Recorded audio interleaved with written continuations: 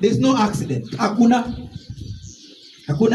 You can't wake up and just find your crops have grown. You must plant the crops. If you are not disciplined, young girl, whether you are very prayerful, if you are not disciplined, you are going nowhere. You're wasting time. In fact, you're wasting time in life.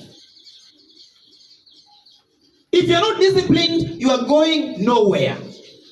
You see the age that you have reached, this far that you have reached, these ages that you have reached, these ages wakinawa amefikia. There is an amount of discipline that they have decided to invest. If you are not disciplined, however much you are intelligent, unasoma Sumbi, unasoma Nyakach, unasoma Orero, unasoma Rapogi, Pautenge, Uriri, hizo ni majina tu. If you are not disciplined, you will not go far. And discipline does not begin with how well behaved you are and what others see. Discipline begins with how you take care of yourself. Find a young girl, a young boy, they are sleeping under a tree. You are not disciplined. That's the truth. Chini ya mti ni nyoka. Siku gani umegeuka kwa nyoka?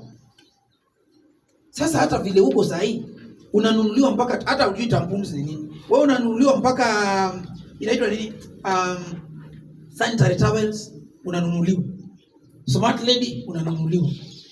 Wewe ni mtu na mzazi anasema nataka hii, nataka pads, nataka hii. Unanunuliwa kila kitu na unalala na mwanaume. You are going nowhere. You are going nowhere. Can I tell you something? Ukifungua akili, kiuno itajifunga.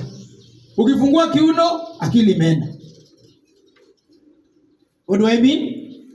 Those ones who are searching for girlfriend, boyfriend, you'll never get anything here. Intelligent people are very disciplined here. If someone tells you is very good and is very sharp and is very intelligent, number one, that person must be very disciplined here. If you find a man or a woman telling you that he's very disciplined, he's a good man, he's a strong man, he's a leader, and he doesn't take care of here, that one I don't even respect for 2 minutes. St. Paul is telling Timothy a very simple statement. Young man, don't let people downlook upon you because of your character. There are young girls and boys in a youth group who don't have a character. And I'm telling you, it doesn't matter whether you are in the best school. Hata kama ulipata 380 marks out of 500, ulipita mtihani, and your parents expect more. Utapita mtihani, you will go to the university, and there still, utakufia huko. In other words, indiscipline has a very big price to pay. Like you see, you're watching a movie of somebody who is drugged.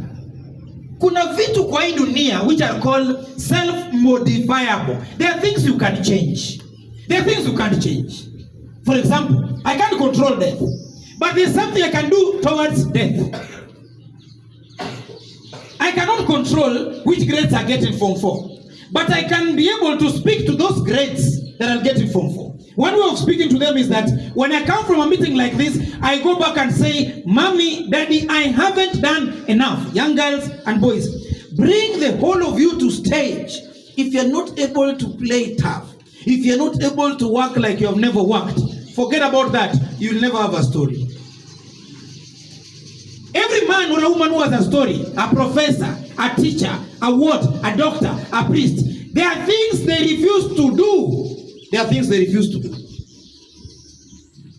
And even at your age, there are things you must also begin to refuse to do. Because you cannot just be doing anything. You do right things, you do wrong things, you dance every dance, and expect at the end of it all, you must be successful. No. Successful people, there are things they refuse to do. A successful woman does not come from a woman who has boyfriend, girlfriend, nini all the time. You go to school and the first thing you solve, chali yangu, sijui nani yangu, you are not going to go anywhere. You will not go very far. Ndio hizi shida tuko hapa. Vuta bangi, fanya nini? I'll show you another one here, which let me see if this thing can work.